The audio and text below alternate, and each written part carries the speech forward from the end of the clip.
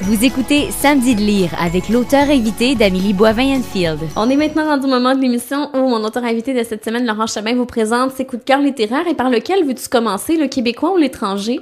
Oh, on va commencer par le québécois. Avec celui de Geneviève Lefebvre, La vie comme avec toi. Oui, alors La vie comme avec toi, qui a été publié également chez Expression Noire, c'est ce que j'aime comme polar. Alors, de la même façon que mes romans policiers sont pas vraiment des romans policiers, ceux de Geneviève Lefebvre non plus. Elle est plus portée vers le... Bon, ces histoires se passent dans un univers de personnages vraiment douteux, c'est assez glauque. C'est pas des romans d'enquête à proprement parler, il y a plus des recherches de... Oui, il y a toujours un assassin ou une disparition quelque part, mais son attention n'est pas focalisée sur l'enquête policière comme telle. Les romans d'enquête, ça date d'Agatha Christie et même avant, on pourrait changer un petit peu. Elle décrit un monde qui me plaît, un monde que j'aime retrouver dans les livres, qui est pas vraiment, qui ressemble beaucoup au nôtre, qui est arrangé, mais ça c'est normal, ça fait partie du roman. J'aime assez ces personnages, j'aime assez la manière dont ces affaires sont menées, dont ces intrigues sont menées. J'aime bien la manière dont ça se termine, parce que ça se finit pas bien. Et j'aime assez ça dans les romans. Bon, puis elle a une écriture qui est quand même... Elle a une belle plume, Geneviève. Elle a une très très belle plume, mais pas une belle plume au sens où on l'entend habituellement, c'est-à-dire c'est pas quelqu'un qui fait des belles phrases avec des imparfaits du subjonctif et des 3 ou 4 négations dans la même phrase pour bien montrer qu'on maîtrise le français aussi bien que Jean d'Ormesson. Non, elle essaie pas d'imiter un français du XXe siècle quand elle écrit. Elle écrit sa langue à elle, c'est très bien fait, c'est une langue assez émotive, j'aime bien. Et est-ce que tu peux un peu raconter l'histoire aux auditeurs de La vie comme avec toi?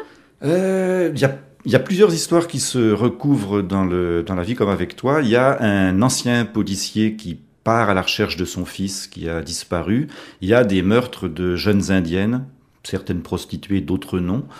Ça se passe dans l'île de Vancouver, dans un endroit qui est vraiment...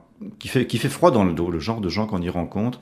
C'est pas des gens que j'ai vus quand moi je suis allé dans l'île de Vancouver. J'ai plutôt fait du tourisme agréable là-bas, mais là, le monde qu'elle nous présente fait vraiment froid dans le dos, et toutes ces histoires-là vont se recouper, puis ça va déboucher sur une espèce de fin qui est pas une bonne fin dans le sens classique, c'est-à-dire qu'on va pas mettre les méchants en prison et le papa va retrouver son fils et tout ira bien. Non, ça va se finir d'une drôle de façon. Les personnages principaux perdent constamment leurs repères dans ce roman. C'est ça que j'aime bien. C'est pas du tout conventionnel. On s'y attend pas. Non, c'est vrai, on s'y attend pas. On pourrait penser, mais non, non, c'est très très bien fait. Et tu dois avoir hâte que Geneviève en sorte un autre? Parce qu'elle en a sorti un, mais d'un autre genre. Oui. Je lis surtout, j'aime bien le roman noir, en fait, donc c'est surtout ça que je lis. Je lis assez peu, finalement. Je lis très, très lentement. Je lis comme j'écris. Ça me prend des semaines pour un livre. Mais est-ce que tu es capable de lire en période d'écriture? Je lis beaucoup moins. Quand je suis en période d'écriture, je lis peu et je ne lis que des choses qui ressemblent absolument pas à ce que je fais moi-même. Sinon, là, ce serait une catastrophe. De peur d'être teinté de ce que tu lirais? Oui, d'être obligé de prendre les idées des autres, ou pas d'être obligé de les prendre, mais ça va me trotter dans la tête, ça va modifier ce que je fais. Donc je vais lire des choses, je continue de lire quand même quand j'écris, mais ça va être soit des classiques, soit des romans dans un style qui n'est pas du tout le mien. Et là, on va parler du deuxième coup de cœur, et c'est un des livres préférés de Lara Crevier. Oui, alors les romans que lit, ou les livres que lit Lara Crevier, il y en a tout un tas qui sont plus ou moins... c'est pas tellement expliqué, ils sont pas présentés quand j'avais 5 ans, je l'ai tué. Là, c'est plutôt cité ou d'une manière assez allusive. Mais donc, c'est un roman qui est d'un des écrivains préférés de Lara Crevier, qui est un de mes écrivains préférés aussi, qui s'appelait Louis Calaferte, parce qu'il est mort.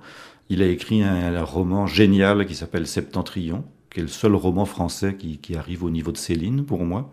Céline, Louis Ferdinand, évidemment. Et il a écrit un tout petit opuscule à la fin de sa vie qui s'appelle Le corps des femmes. La mécanique des femmes. C'est moi, oui, pardon. Qui s'appelle La mécanique des femmes. C'est un petit livre qui généralement est détesté par les gens, surtout par les femmes, qui trouvent ça atroce, qui trouvent ça abominable. Aussi par les hommes, parce qu'ils ont peur de dire que s'ils aiment ça, c'est qu'ils sont abominables, machistes. Et donc c'est un livre dont on parle peu. Ça ne ressemble à rien. C'est pas un roman, c'est pas un essai, c'est pas des souvenirs. C'est un ensemble de petites notations, de petits souvenirs, de petites scènes, de petites phrases qui apparemment sans queue ni tête. Et ça parle uniquement du désir féminin, mais d'un point de vue masculin. Chose évidemment, c'est un sujet que personne n'ose aborder, puisque déjà faut pas parler du désir, mais alors qu'un homme se mêle de parler du désir des femmes, là, ça devient une catastrophe, c'est forcément un méchant. Ben oui, Louis Calafert était un méchant, sûrement, parce qu'il parlait du désir des femmes, d'une manière qui est assez impressionnante. Et tu as découvert cet ouvrage-là comment? J'aimais beaucoup Calafert parce que quand j'ai lu ses premiers romans, Requiem des Innocents et Septentrion, puis en feuilletant sa bibliographie, comme ça m'arrive souvent quand je trouve un auteur que j'aime, j'ai trouvé ça, La mécanique des femmes. Le titre m'a un peu accroché.